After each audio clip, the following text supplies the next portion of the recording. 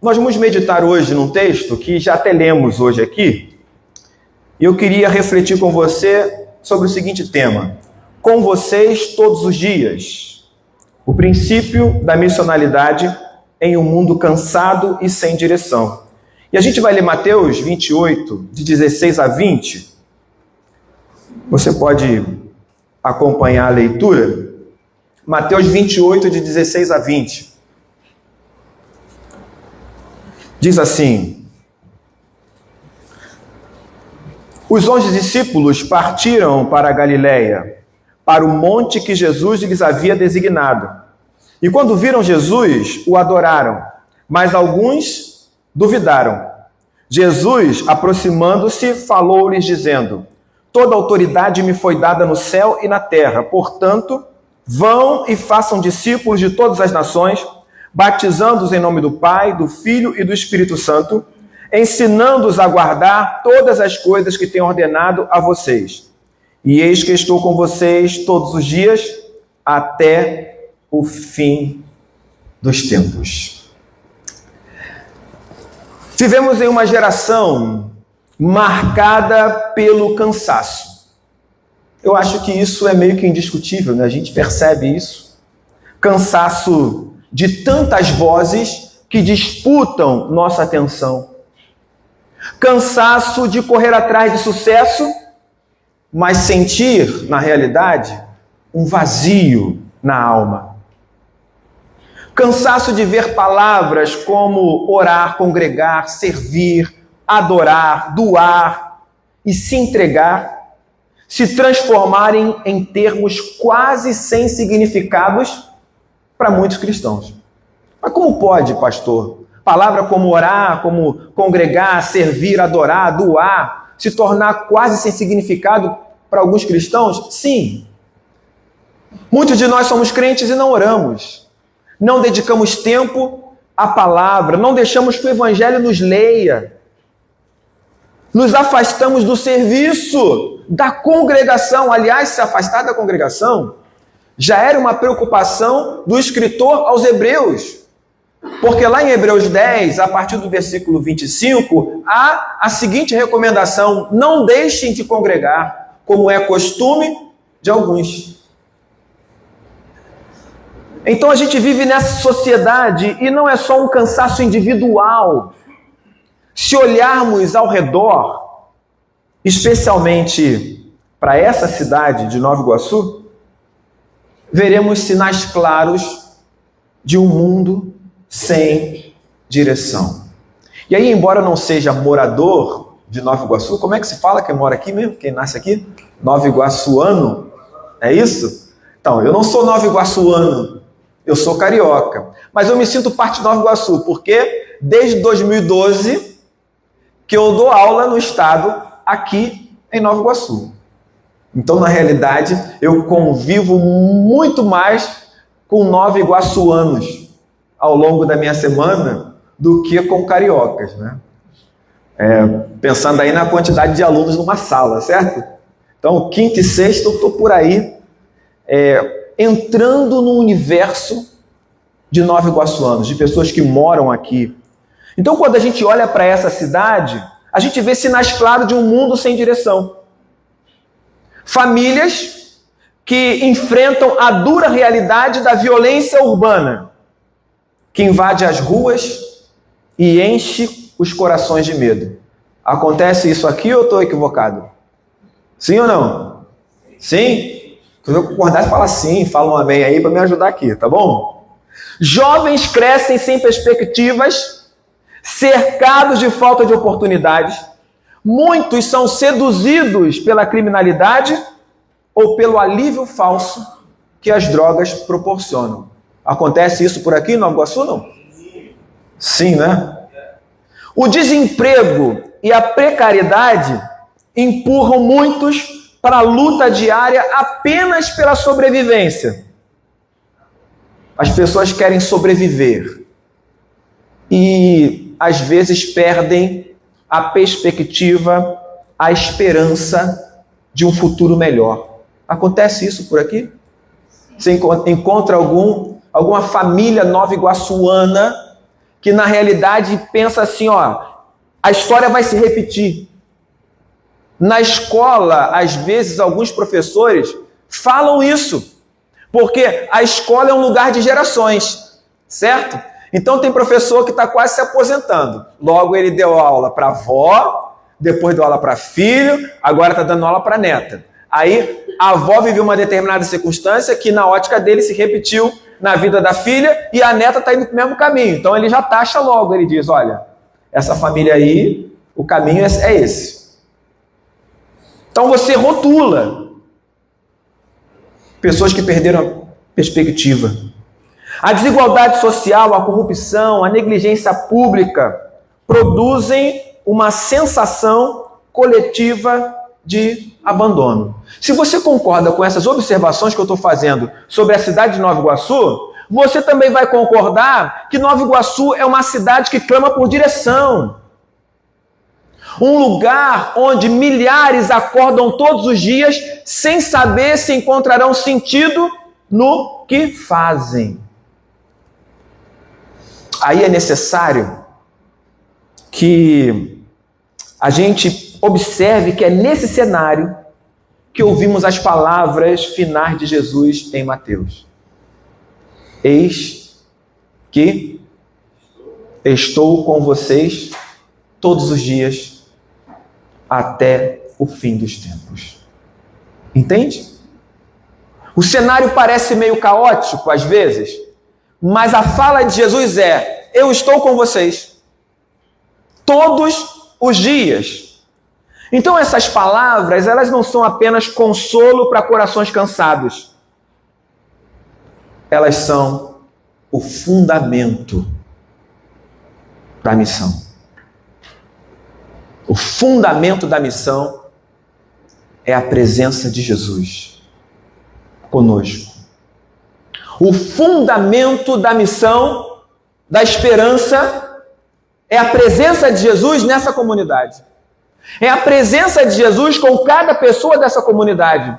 Logo, se Jesus está presente em vocês e através de vocês, a missão não é opcional. A missão é urgente. Se não anunciarmos o Evangelho com palavras e ações, a cidade de Nova Iguaçu continuará a caminhar sem rumo, cada vez mais ferida, mais distante do Deus que orienta e dá a vida. Eu costumo dizer que, na ótica de Jesus, não há uma terceira via. Eu vou explicar as duas vias. Jesus disse assim para os discípulos: vocês são o sal da terra. Vocês são o sal da terra. O sal só serve para uma coisa, não é isso? Para uma coisa só? Não. Na ótica de Jesus, o sal serve para duas coisas. Se você observar bem no texto, duas coisas. Primeira coisa é o quê? Salgar, dá sabor. Na realidade, o sal na época de Jesus, ele era mais utilizado para preservar o alimento do que para dar sabor. O sabor é uma consequência. Se liga, não tem geladeira na época de Jesus, tá certo? Então, se você quer preservar um alimento, preservar um peixe, preservar uma carne, o que você faz? Salga. Até hoje tem essa técnica aí, né? Salga. Ou seja, se o sal não é insípido, ele preserva a vida. Vocês são sal da terra. Ao salgar, vocês estão preservando a vida. Mas se o sal for insípido, Jesus diz, ele serve para uma coisa só. Para quê? Para ser lançado na terra e ser... Então perceba, Jesus não está dizendo que o sal insípido não tem serventia. Muito pelo contrário, ele está dizendo que o sal insípido tem serventia. Qual é a serventia? Ser pisado pelos homens. Aí você tem que se ligar na estrada romana. O romano construía estradas e ele unia blocos de pedras. E entre esses blocos, ele fazia uma massa para dar liga. E no meio desses blocos, a vegetação crescia. Para evitar o crescimento da vegetação, o que o romano fazia? Jogava o quê? E fazia o quê? Socava o sal ali no meio, pisava. Ou seja, o sal insípido serve para quê? Para transformar a terra em terra infértil. Vós sois o sal da terra. Ou vocês vão preservar a vida, ou vocês vão fazer o quê? Contribuir para morte. Não tem uma terceira via. Ou a gente cumpre a nossa missão na presença de Jesus, com a presença de Jesus, e a gente contribui para que pessoas vivam, ou a gente fica estagnado, apático, não cumpre a nossa missão, não testemunha do Evangelho, a gente contribui para a morte daqueles que estão ao nosso redor, para a morte da cidade. Está entendendo? Você precisa anunciar o Evangelho com palavras e ações. Se você não fizer isso, a cidade vai continuar ferida, cortada, sem rumo. A presença de Jesus todos os dias é o princípio que sustenta a nossa vida, a nossa missão em um mundo, em uma cidade cansada e sem direção. Essa presença, ela é real, não é simbólica. Ela não é passageira, é constante, segundo o texto.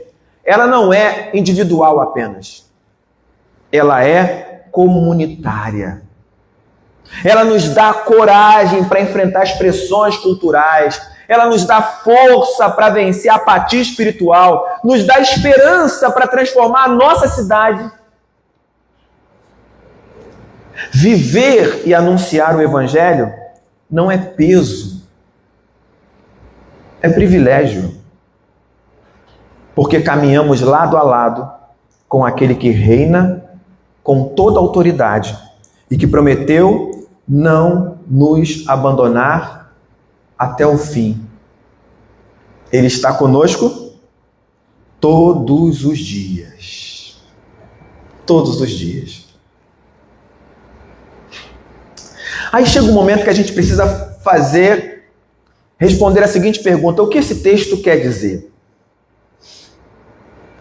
Qual o ensinamento que tem aqui?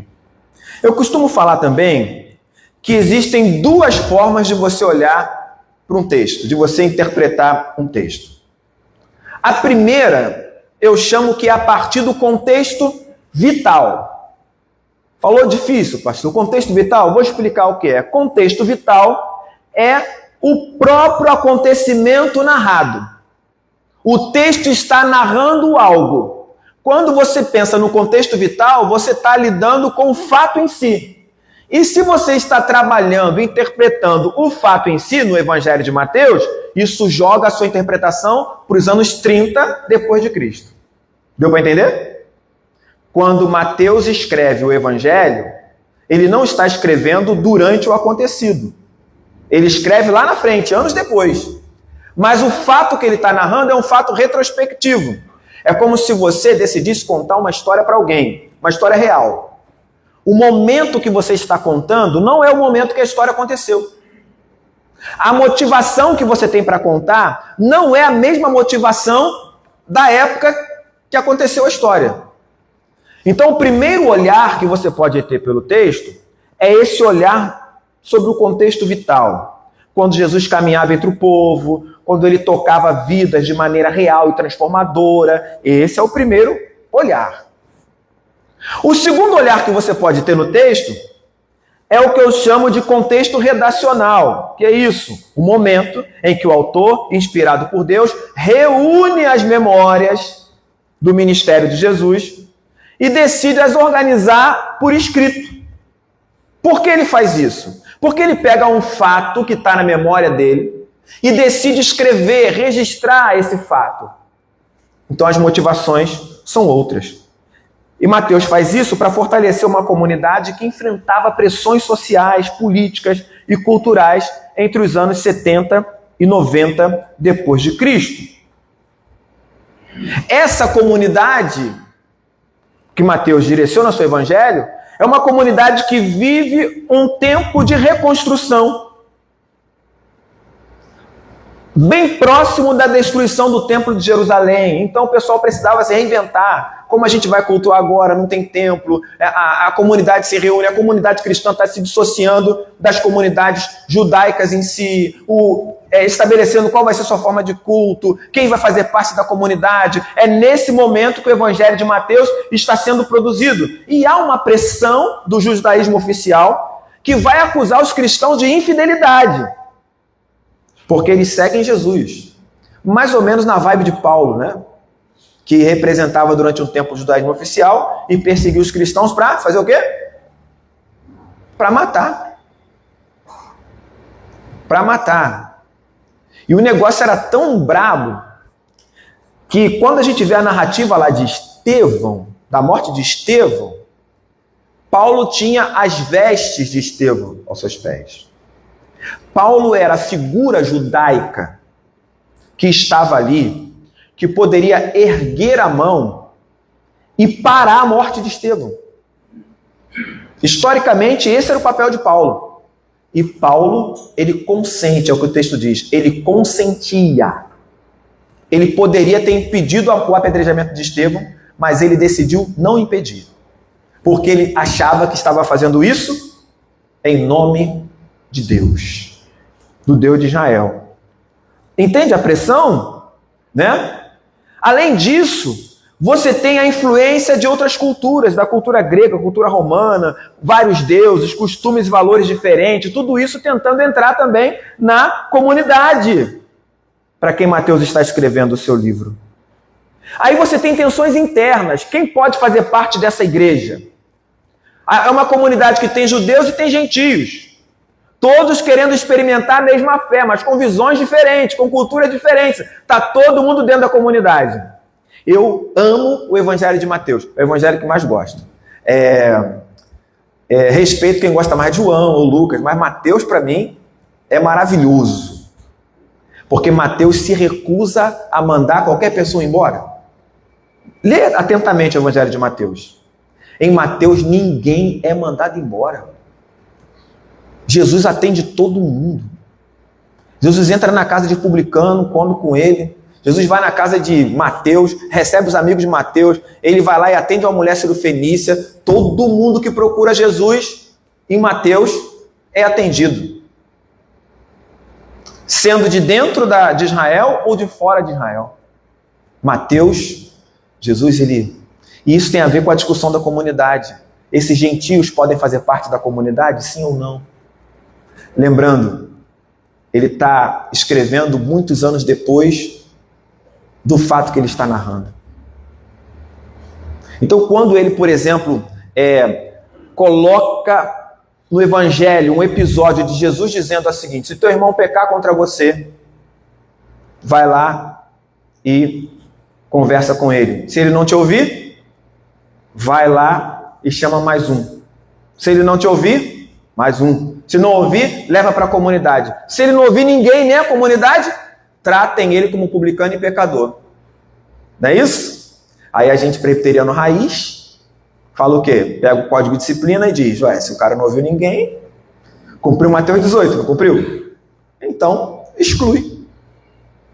Aí que é o problema de Mateus. Porque quem Mateus coloca falando isso? Hein? Quem é? Quem diz? Se ele não te ouvir, trate como publicano e pecador. Quem é que fala isso? Jesus. E como Jesus tratava publicano e pecador?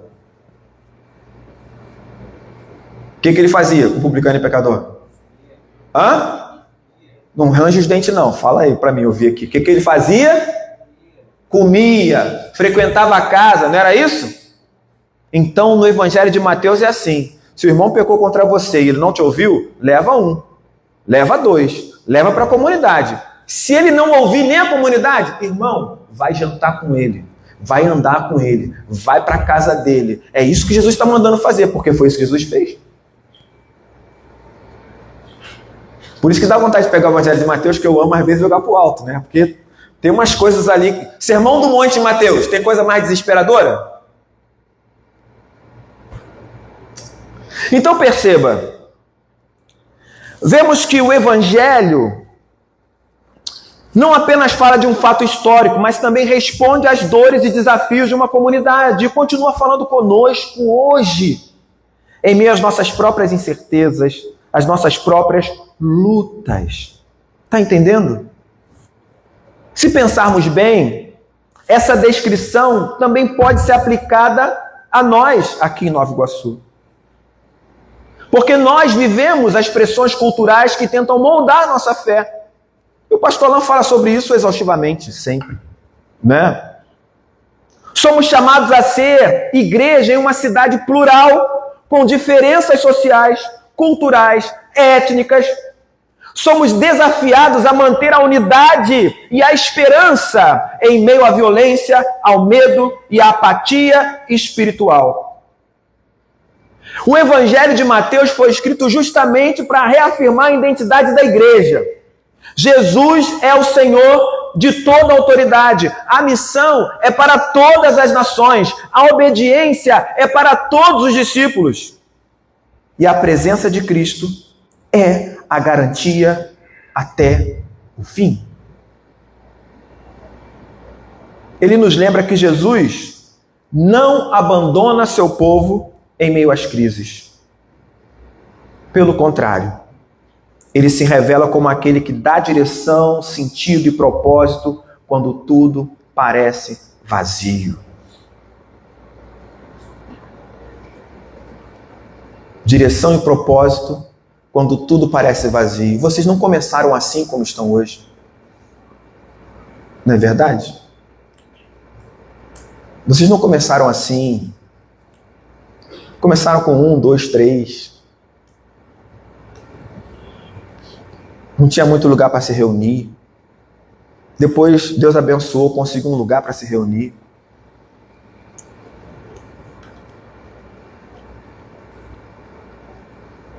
Mesmo quando, às vezes, a vida tem que dizer para nós que tudo não tem propósito, não sabe onde vai dar, não sei o que vai acontecer.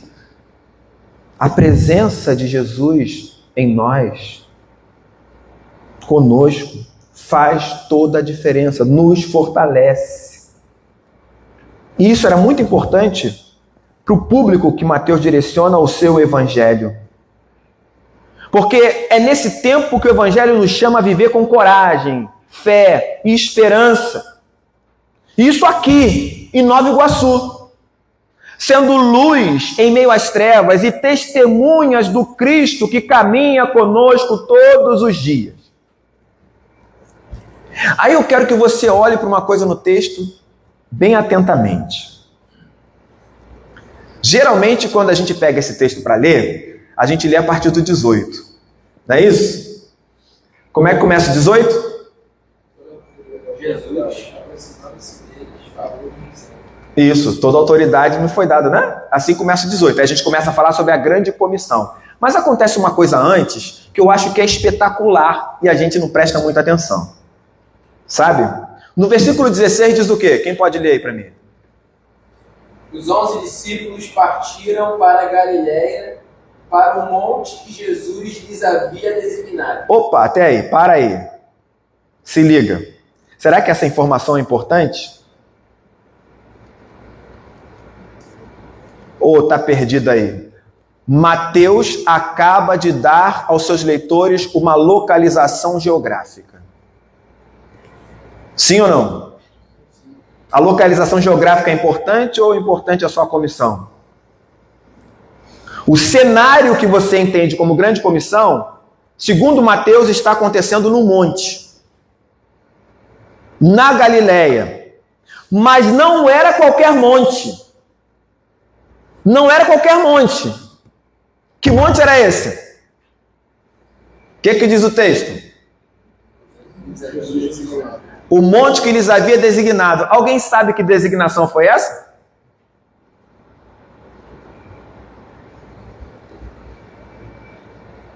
Eu respondo. Lembra quando Jesus está no monte orando? Ele desce e escolhe os 12 apóstolos? É nesse mesmo lugar que Jesus leva os discípulos para estabelecer a grande comissão. O monte que os havia designado é o monte que ele escolheu os 12. O lugar do chamado inicial para ir, para levar o reino, para pregar o reino, para curar enfermos, é o mesmo lugar que Jesus está agora reforçando a grande comissão. É o mesmo lugar, e essa informação é importante, porque, como eu disse, eu amo o Evangelho de Mateus, né? No Evangelho de Mateus, o monte é um lugar especial. Muita coisa acontece no monte, no Evangelho de Mateus. Tem o Monte da Transfiguração, tem o Sermão do Monte. Jesus escolhe os apóstolos, designa os apóstolos no monte. E as últimas palavras de Jesus aos seus discípulos, dando essa missão, foi dada onde? No monte. No mesmo monte inicial. Isso é importante demais. A Galileia já era o ponto de partida da missão, certo? Quando Jesus enviou os 12 para curar, para expulsar demônios, para anunciar o reino. E agora esse mesmo cenário, esse mesmo lugar, é o lugar onde Jesus reafirma o chamado. Só que há uma diferença. Há uma diferença. No primeiro chamado, Jesus diz assim: não tomem o caminho dos gentios. Procurem as ovelhas perdidas da casa de Israel. Nesse segundo chamado que ele está reafirmando, ele está dizendo o quê? Fazei discípulos de todas as nações. Ele amplia. Percebe? Ele reafirma o chamado e amplia o chamado. Agora os discípulos são enviados a todas as nações. Então entenda, o chamado de Jesus não é descartável. Sabe? Você foi chamado por Jesus? O seu chamado não é descartável. Ele é reafirmado e ampliado. Reafirmado e ampliado. Tem uma coisa que vocês podem perceber, essa reafirmação na história de vocês. Certo?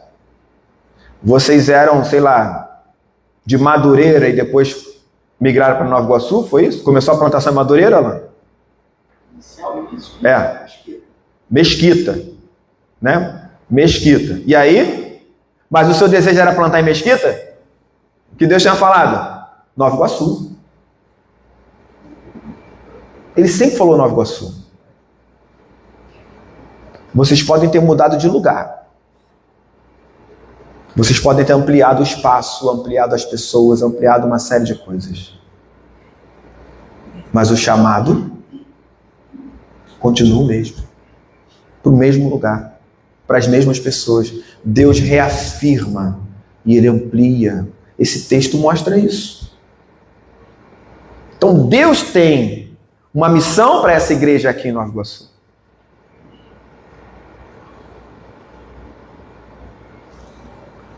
Então o lugar da primeira missão se torna também o lugar da missão definitiva. A igreja precisa revisitar constantemente sua vocação. E é isso. Quando eu pergunto, pastor, qual é o tema? Não, a gente está falando sobre missão. Ué, por quê? Porque a gente tem que revisitar isso, a gente tem que lembrar disso, tem que lembrar da nossa identidade, por que a gente está aqui, qual é a nossa missão, tem que estar pensando sobre isso o tempo inteiro.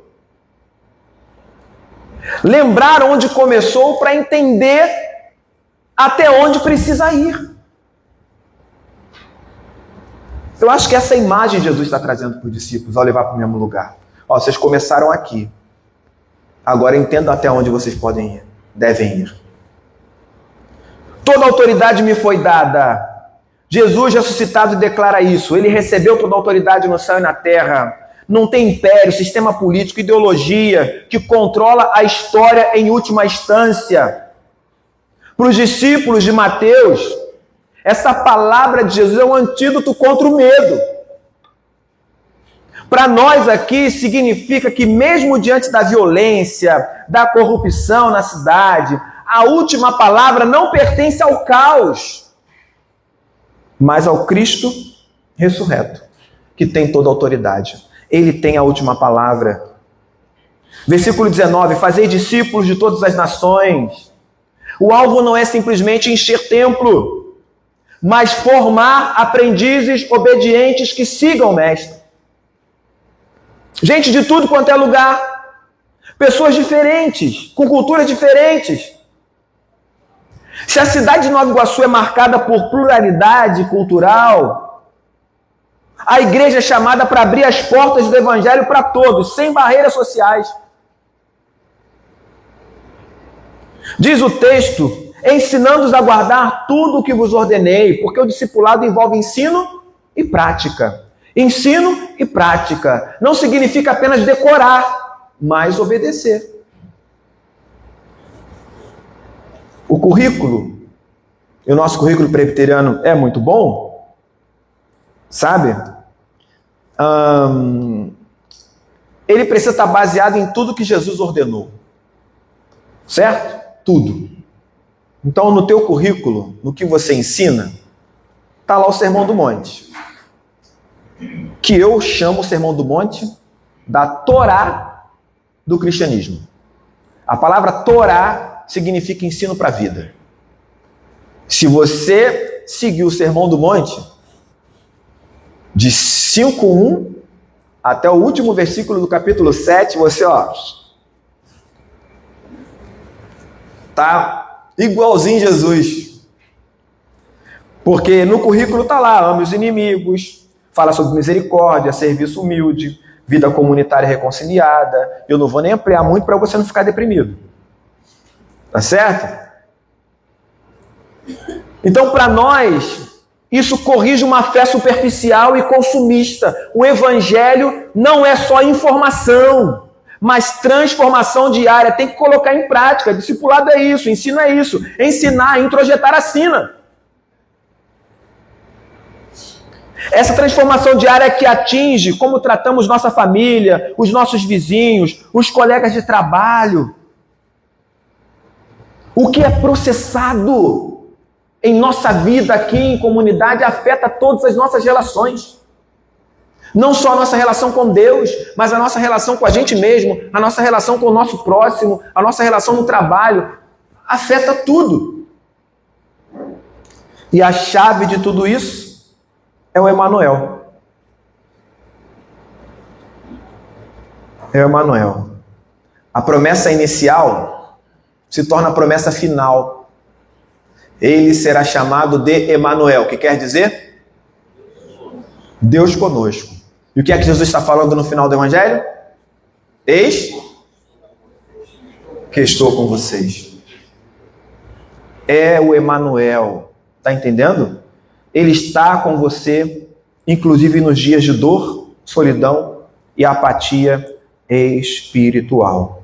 Então, cada versículo da grande comissão nos lembra que ele tem autoridade, que ele envia a todas as nações, que ele nos chama a obedecer tudo o que ordenou, e ele está conosco todos os dias. E esse é o alicerce da nossa vida pessoal e da missão da igreja no coração de Nova Iguaçu. A grande comissão não é apenas um texto para memória, mas uma ordem para a vida. Se Jesus tem autoridade, se a missão é para todas as nações, se devemos obedecer tudo o que ele ordenou, e se ele está conosco todos os dias, então precisamos responder a esse chamado de forma prática e transformadora. Então eu digo para você, a presença de Jesus na sua vida vence a sua apatia e renova a sua espiritualidade. Se você está na presença de Jesus todos os dias, você vai vencer a apatia e a sua espiritualidade vai ser renovada. Você não vai viver uma fé mecânica. A sua fé não vai ser medida por sua frequência aos cultos, mas pela paixão que há no seu coração em relação a Deus e ao Evangelho.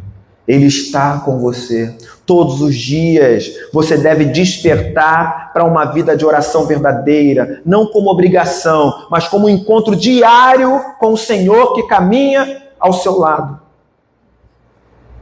A apatia espiritual, ela só é vencida quando lembramos: não estamos repetindo ritos religiosos. Estamos respondendo à presença real de Jesus, que nos chama a viver no poder do Espírito. Esse é o sentimento. A autoridade de Jesus, ela te dá coragem para testemunhar em um mundo hostil. O medo é um dos maiores inimigos do testemunho. Muita gente tem medo de falar de Jesus no trabalho, na faculdade, na vizinhança, temem ser rejeitados, cancelados. Mas se toda autoridade pertence a Cristo, então nada, nem governos, nem ideologias, nem pressões sociais, nada pode anular sua promessa. Comece a falar de Jesus. Não seja aquela pessoa que fala sobre tudo nas redes sociais, mas não fala de Jesus. Não seja essa pessoa. Tem pessoas que, para a gente descobrir se é crente, a gente tem que vasculhar bastante, né? Porque, cara, fala de tudo, mas não fala de Jesus. Por que será? Porque as pessoas não querem ouvir? Cara, viva a sua fé com ousadia, mas também com humildade. Entende? Em uma cidade como Nova Iguaçu, onde a fé é muitas vezes confundida com religiosidade barata ou comércio religioso, nós precisamos mostrar com palavras e atitudes que seguimos um Cristo vivo. A missão começa em você, mas não termina em você. Ela se espalha pela comunidade e pela cidade. Porque ser discípulo também é fazer discípulos. A missionalidade não é um programa da igreja, nem uma atividade eventual. Missionalidade tem a ver com um estilo de vida em que cada crente entende: eu fui chamado a viver e anunciar o evangelho onde eu estiver. Você foi chamado para fazer isso? Quem foi aqui? Levanta a mão. Chamado para viver o evangelho, para anunciar o evangelho aonde você estiver? Então a missão começa no seu coração. E ela vai ser encarnada pela comunidade, com tudo que a comunidade faz, nos pequenos grupos, nas ações sociais, no testemunho coletivo. A missionalidade vai se manifestar porque está dentro de nós, e nós somos a comunidade. Entende isso?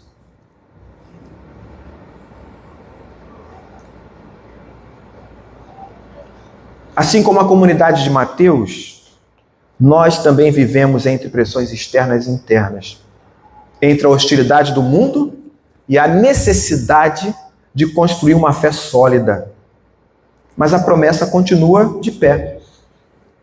Ele está conosco todos os dias. E essa é a base da nossa esperança. Essa é a base da esperança, da nossa missão, da Igreja Presbiteriana aqui. Somos chamados a viver não como quem está perdido, mas como quem caminha com o Senhor da história. Não estamos sozinhos. Ele está com você todos os dias. E é essa presença que nos dá direção e nos envia em missão. Amém? Amém. Então, eu tenho um desafio para vocês. Porque eu sou desses. Eu venho aqui, solto a bomba e vou embora. Depois o pastor que cuide. Mas ele já viu, ele autorizou. Então tem uma missão para vocês. Eu vou dizer aqui a atividade para você fazer ao longo dessa semana. Depois o pastor vai botar no grupo para você se lembrar. Espero que ele cobre também, né? E aí, fez, não fez? Dá uma cobrada. Certo? Desafio para você é o seguinte, ó. Atividade espiritual, caminhando com ele todos os dias.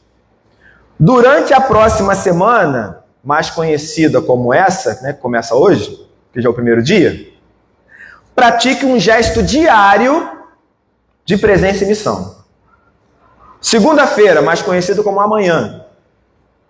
Ao acordar, ore em voz alta. Jesus, eu creio que o Senhor está comigo hoje. Segunda-feira.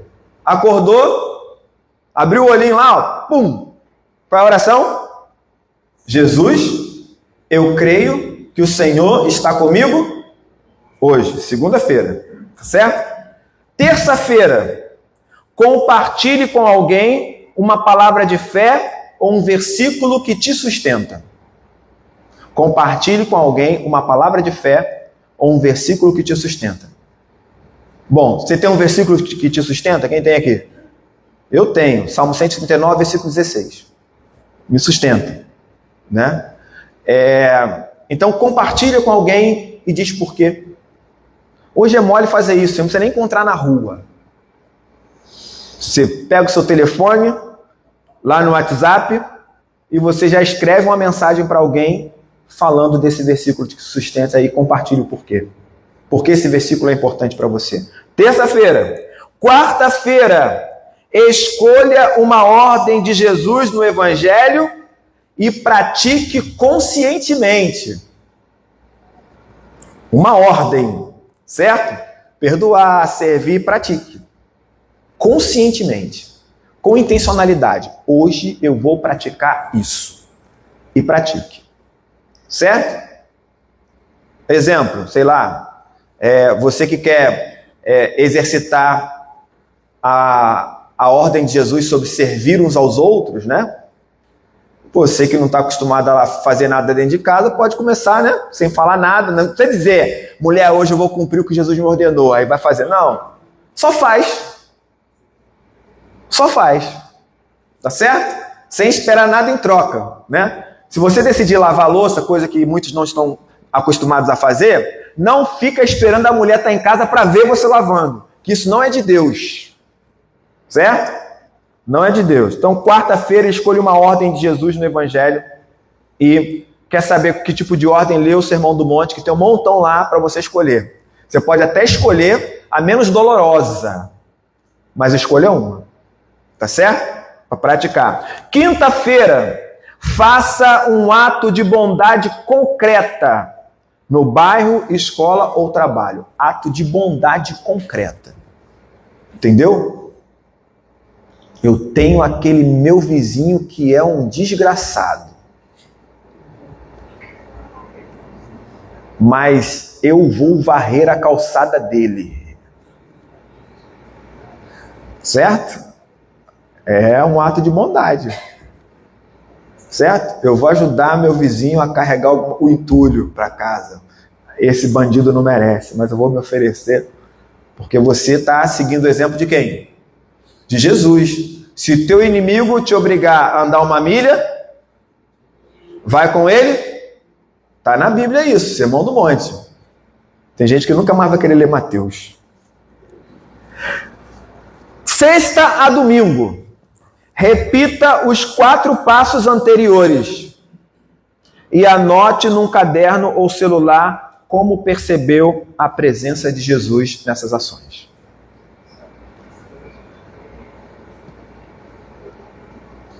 E aí? Irmãos, eu quero que alguém se comprometa a fazer isso. Vai se comprometer? Ou é pesado demais para você praticar o Evangelho? Quem vai se comprometer, levanta a mão, gente. Toma um passo de fé, isso aí, eu me comprometo em praticar isso. Em cumprir essa missão aí, eu tenho que mostrar o Evangelho. Vamos lá de novo, quem vai cumprir, levanta a mão aí. Ô, Senhor, abençoa, irmão. Oh, quebra os corações. É muito importante, gente. Então, a gente vai colocar isso lá no grupo de vocês para você se lembrar. E eu espero que você se esforce para fazer isso. Porque não adianta nada a gente vir aqui ficar falando, e você ficar refletindo, se isso não for praticado. É o que a Bíblia diz. O que de mim ouviste e aprendeste, transmite. Pratique. É isso. Nós precisamos praticar aquilo que cremos. Tá bom? Deus abençoe vocês. Orem por mim, pelo meu ministério lá em Coelho Neto. Que haja profundo crescimento aqui nessa comunidade. Que Deus abençoe sua liderança, abençoe o pastor, use ele cada vez mais também para pregar o evangelho firme, real, prático, né, para que vocês consigam se desenvolver a cada dia.